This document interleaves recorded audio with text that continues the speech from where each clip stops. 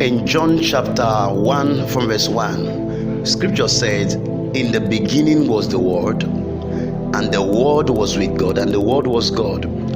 The word there is the Greek word logos, and it depicts the thought of God. And Jesus is the logos, which is Jesus is the thought of God. And when you read Genesis chapter 1, Bible said, in the beginning God created the heaven and the earth. So the heaven and the earth were created from the place called the beginning. The beginning is not Genesis chapter 1 in the Garden of Eden. When we talk about the beginning, we are talking about a particular realm where the whole thing started, where God dwelled. In 1 Timothy chapter 6 verse 16, Paul told Timothy that God is the immortality that dwelleth in an unapproachable light, which no man had ever seen or be able to reach. So God was in the realm called the beginning, where the whole thing started from. And in the beginning, He is God, the Elohim. In the beginning, Genesis 1:1, God, Elohim, created heaven and earth. Now have it in mind that whatever is created is spiritual, whatever is formed is physical. So it was from that place called beginning, like the way we are in Christ Jesus now.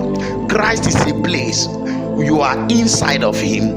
So also there's a place called the beginning. It was in that place that the Elohim, the true God, the Trinity, the true God, the Father, and Jesus is His thought, which is the logos. The idea of having a family, because God spoke to Himself. He said, if I am here, nobody will know me as God, nobody will know me as a loving Father.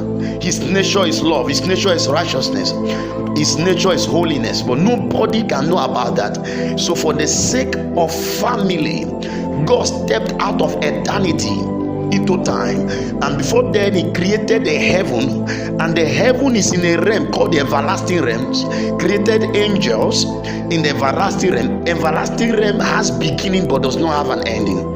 And then for the purpose of family, and He also created the earth. So in the beginning, God created heaven and earth and pushed them into the various realms, the everlasting realm and the physical realm.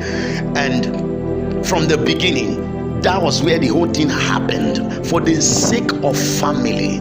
And when God was in heaven, He made angels. The cherubims were there, the seraphims were there, different type of angels. And then He had an archangel Michael, who was the minister for war. He had archangel Gabriel and his angels, who was a minister for information. And then the archangel Lucifer, who was the minister for music. And because there was no war to be fought then, and less of information that were being carried out, they were worshiping and praising God.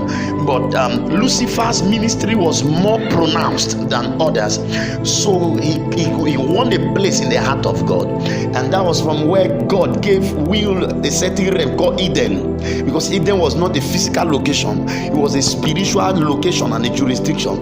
God had to will Eden to him. When you read the book of Isaiah, I said, thou art been in Eden, and every precious stone was thy covering, the combacles and the rest of them, talking about Lucifer.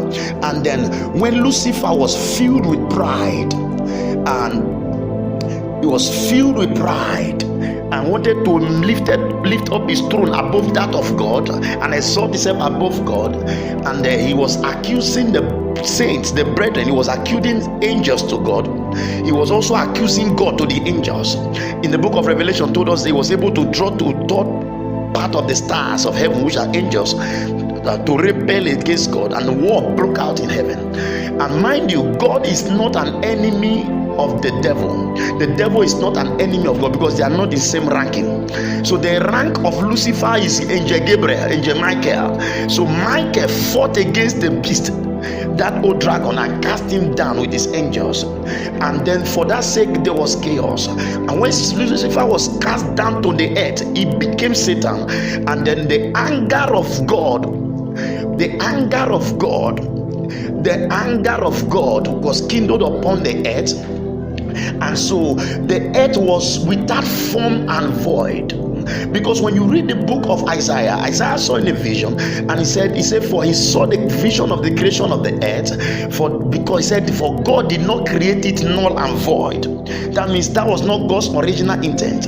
How? There are certain signs to know when God's judgment has been visited on a place. There are certain signs. For example, when God takes his place in the great white throne to judge both the heaven and the earth, both great and small, according to Revelation, Bible says, I saw he that sat on the great white throne, before whose presence the nations skip.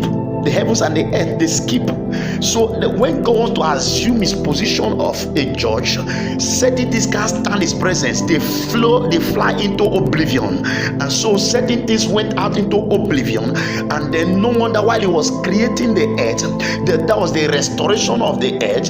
The Spirit of God in Genesis chapter 1 verses 2 moved, hovered, brooded upon the surface of the earth. So if not, Genesis chapter 1 says, in the beginning God created heaven and earth, full stop. Verses 2 said, and the earth was without form and void. You don't begin sentences with and. And is a conjunction. It's something that marries two sentences. So there was this. It talks about a thought of an idea that was coming before, and something happened. So, but Moses, Bible said, Paul said, we see in part, we know in part, and we prophesy in part. So Moses couldn't get the whole part because millions of years have taken place within that period of time. So Moses saw what he saw. Bible said the secret things belongs to God, and the things that are revealed to us belongs to us and for our children. So Moses saw in part, Isaiah saw other part of it. In the book of Revelation, John the Beloved saw a lot of things about the end time, but you cannot also deny the fact that Daniel saw some. These things don't conflict against each other. They don't compete or conflict each other. They complement one another. Scriptures must interpret scriptures. Scriptures must connect with scriptures. So Moses saw in part, and then Moses saw, and the earth was without form and voice. Why the earth? Why not heaven? Something happening to heaven. Something happened to the earth. Earth has always had problems. It has been earth having problem from the beginning. It's not today started. It was without form and void. So what's happening right now in the period of COVID, coronavirus, and the earth and the rest has been earth always having problem. And the secret to restoring the earth is still the same principle. The Spirit of God brooded upon it, moved upon it. That's revival. And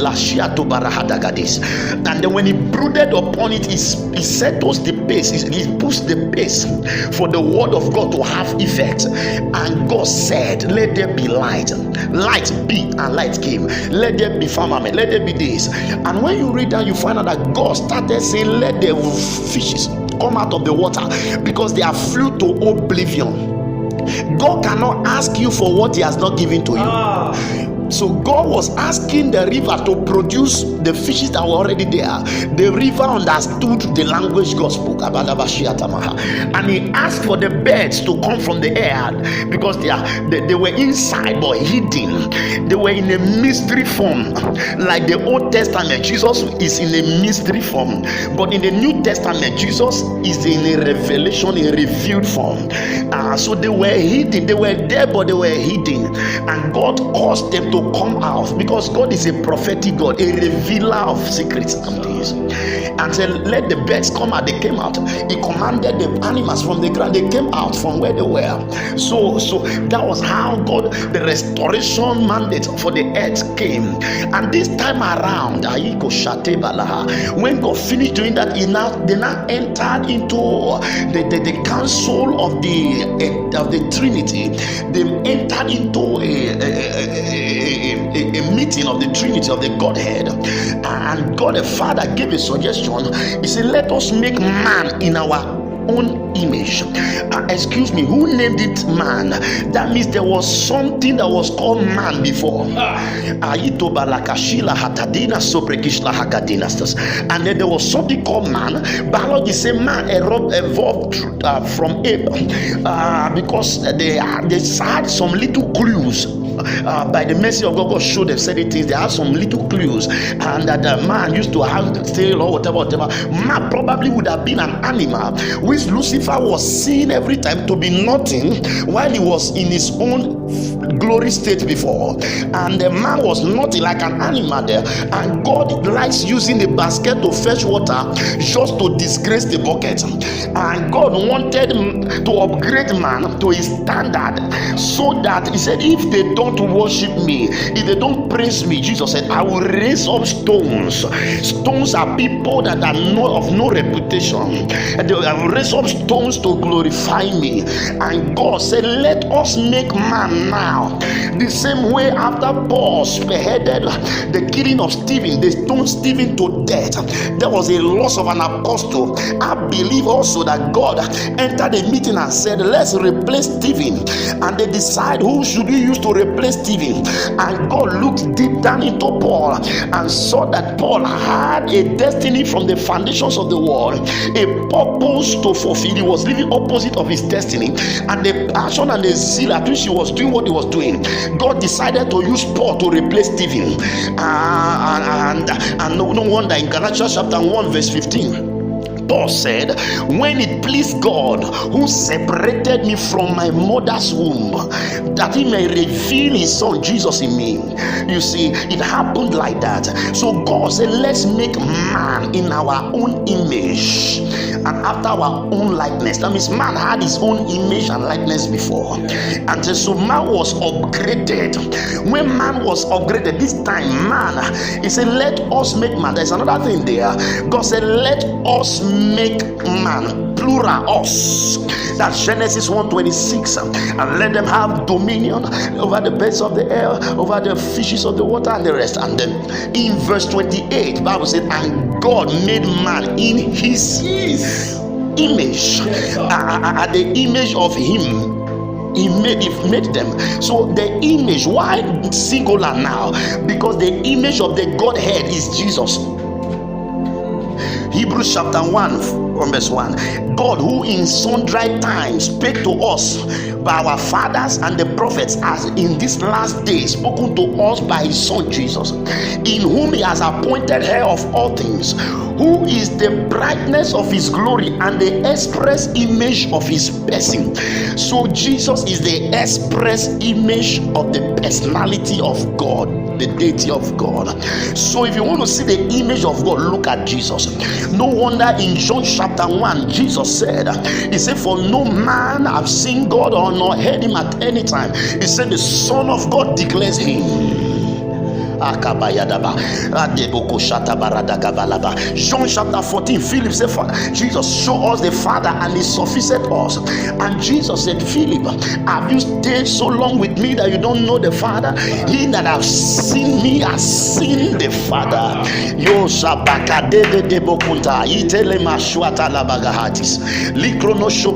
So God made man in his image, which is the image of Jesus. So Jesus, when man opened his eyes, when Adam opened his eyes, that was in the spirit. Now in Genesis chapter 2 verse 7, God formed man. That is physical creation. From the earth. From the earth he formed man and put the spirit of man into him, breathed into him, and man became a living soul. And that was what happened in the physical. And when Adam opened his eyes, the first person he saw, he knew as God, is Jesus, because any image of God he knew could have been Jesus. That's Jesus. And then he was coming to fellowship with him, and there was a tree in the garden which was the tree of life. There was another one called the tree of the knowledge of good and of evil, and he said, you may eat of all the trees including the tree of life except the tree of good and evil. What is a tree of life? Let me explain. In Isaiah chapter 61 from verse 1, he said, the Spirit of the Lord is upon me, because he has anointed me to preach to Keruso, to proclaim divine truth to the meek, to preach the recovery of sight to the blind, to preach deliverance to them that are held captive, to preach the acceptable year of the Lord and the day of his vengeance. Verses 3, to appoint unto them that mourn in Zion, to give unto them beauty for ashes, oil of joy for mourning, the garment of praise for the spirit of heaviness, that they might be called the trees of righteousness, the plantings of the Lord, that he might be glorified. So men are trees. Once a man is born again, he's a tree, but once he's born again, become a tree of righteousness, and is the planting of the Lord. Let me go further. The other day, in Mark chapter 8, Jesus met a man in Bethsaida who was blind, and he led him out of the city, and then he spat on the ground and make clays and touch his eyes, and they asked the man, can you see anything? What do you see? And the man said, I see men as trees. Men as trees. The word trees as men as trees, men as trees, trees as men, simile as trees as men as trees. That means trees are the spiritual figures of men. So that's why when you dream at times, certain people dream and they see a big tree fall down, it means somebody big, a big authority in the community is about to die. So he saw men as trees. That was the spiritual figure of men he was seeing. And Jesus said no. That what happened there is that when Jesus touched the man, by the surge of power that led Jesus, the man became a prophet. All of a sudden he started seeing the spiritual symbols. And then Jesus said, no, you can't function like that. You need to function on this earth realm. So he touched him again, secondly, not to prove that it's powerful, but to dilute it. To dilute the power so that the man can operate in the physical realm. And so the man, he touched him again. He said, can you say, yes, I see men as men now.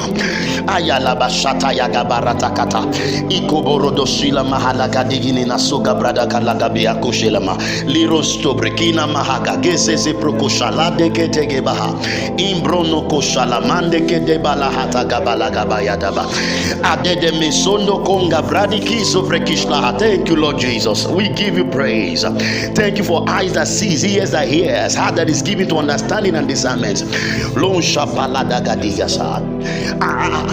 then follow me.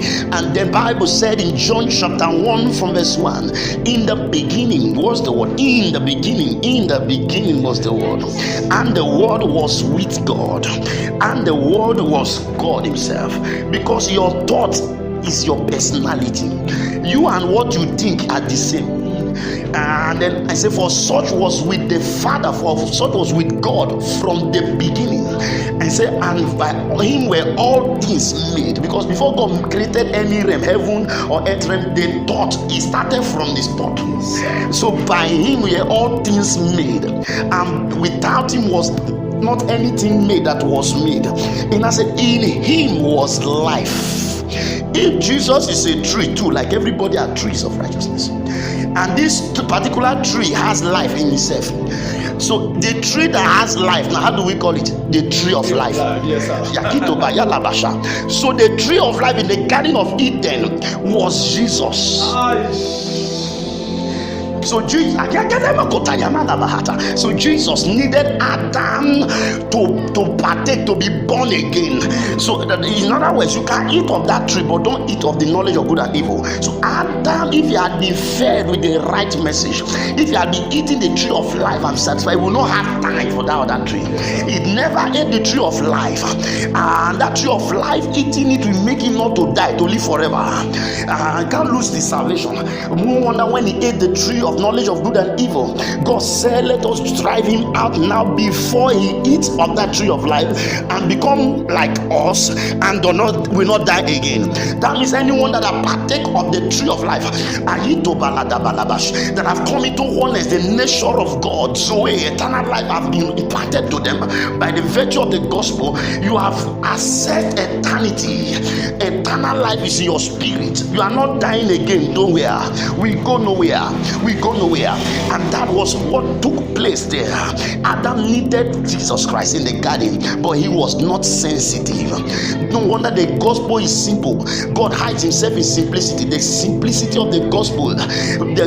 Paul said, I'm not ashamed of the gospel of Christ, for it is the power of God unto salvation. So as simple as that tree was there, he was commonizing. He had ability to make him not to die again. Hey, Shaparataki to Bahaste. Mundo Kobashila Bakata la Crunda Sovrehete Gelestes. Ligo Paradiga Sova Hatana Maka Shiatobai. Adam missed it. He was driven out because Satan came to bring Adam out of Eden and out of authority, out of jealousy. It was self that produced sin in Satan. Pride of self. Now self produced sin. But Satan came to the Garden of Eden with a mission, because he was the one in charge of Eden before. When God dethroned him, he lost that realm too. So he came out of jealousy to also cause man to sin and lose the garden, and man actually lost it. Man lost it. And when man came out of that spiritual location called Eden, he was face to face with the world, toiling and the rest. Long story cut short, when God showed up, God started talking about Jesus. The seed of this woman shall bruise your head. And God killed a lamb. That was where Jesus was introduced, and used the blood of the lamb to touch the ground, and the skin of the lamb to make clothes for them. Because man had gone to take leaves from the same corrupted earth and use those leaves to make clothes for himself. Fig leaves to make clothes, to cover his glory, himself as glory, because the glory of God was his clothes before. He lost it, so he went to use fig leaves. Fig leaves suggested to man, why don't you use me to cover yourself? That is self-righteousness. That is by works, trying to attain salvation by trying to cover your shame by works. No wonder when Jesus met one tree that was a fig tree, and not so many years later, and the tree could not produce any fruit for him. Bible said Jesus answered the tree. You don't answer somebody until the person speak to you. So that tree spoke to Jesus. Jesus will answer the tree. Oh, you again that tried to take my place in the Garden of Eden. You wanted, I'm the one that's supposed to cover man, but you wanted to take my place in the Garden of Eden. You again, Jesus said, this time I must answer you. There are certain things in our life that we must answer. There are certain people we must answer. There are certain things that are already speaking to us. Your bank account, no money is there. It's already talking to you. Answer it. That sickness in your body is already insulting you. Answer it. There are certain dimensions you find yourself. Answer. Give them answer. Another thing I want us to know, that it couldn't have been any angel or any other person coming to save man, because for God to come to the earth, it must be Jesus coming, because he is the image of the Godhead. And what about the man Moses met called Melchizedek? That was Jesus. Jesus, theophanies, the appearance of God in the flesh. That was Jesus. Several times the man Joshua met in Joshua chapter 5, when they were preparing for battle to go and take over the land of Jericho. Are you on the Lord's side? Who are you for us or against us? The man said, I'm of the armies of the Lord. Joshua bowed. Each time any man bowed before any angel or any personality that appeared in the scriptures to worship them, and they didn't reject the worship, that was Jesus appearing. Only him has the permission to take worship of men. No angel has the right, because man has higher authority than angels. And what is man? Man is mantleship of authority over nature. So when man lost his dominion, he lost his authority over nature. Nature started rising against man. Animals started rebelling against man. Trees started rebelling against man. Satan took the dominion from man. Satan became the god of the world system. until in Luke chapter 4, when he came to tempt Jesus, he said, bow down before me and I will give you all the glory of the world, for it has been delivered to me. Who did? Adam. And Jesus did not rebuke him to say no, it was not delivered. Jesus knew it was delivered to him. Now, if Satan was needing worship of man to give him the glory of the world, I'm sure anything Satan does is a copycat. It's a copycat. He copied it from God. How much more if you are a worshiper of Jesus, he will win dangerous realms for you.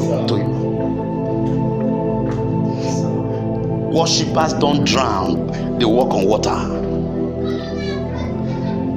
John chapter 4 verse 23-24. He said, time shall come, and now is the time where the true worshippers will worship the Father in truth and in spirit. For such seeketh the Father to worship him. That means there are people praying, seeking God, but there are people worshiping God is seeking them. He said, for God is a spirit, and they that worship him must worship him in truth and in spirit. Truth is not something, truth is someone. So to worship God, you worship him in truth. Jesus is truth. John 17:17 says, sanctify them by your truth. Thy word is truth. The word of God is Jesus. So worshiping him in Christ is worshiping him in truth and in spirit. Hallelujah. Hallelujah. We give you praise, Jesus. Blessed be your name. Thank you, Jesus. Somebody is blessed today. We speak blessings to your heart. We declare impactations of various dimensions. In the name of Jesus, we declare depths in God.